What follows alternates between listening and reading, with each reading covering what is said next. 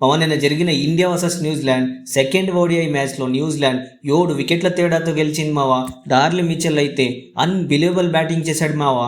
Darley Mitchell అంటే consistency అంటే Darley Mitchell అన్నట్టు పర్ఫామ్ చేస్తున్నాడు మావా.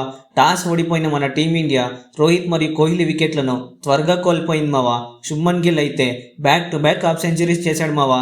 కానీ పెద్ద స్కోర్ కింద కన్వర్ట్ చేయలేకపోతున్నాడు.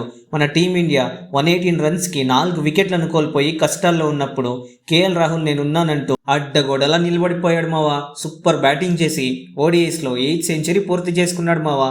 ఫైనలీ మన టీమిండియా ఫైటింగ్ టోటల్ అయిన 284 అయితే చేశారు మావా. తర్వాత బ్యాటింగ్ చేసిన న్యూజిలాండ్ తరపున కేవలం 46 రన్స్కి 2 వికెట్లను కోల్పోయారు మావా. అప్పుడు మొదలైంది మావా అసలైన కథ.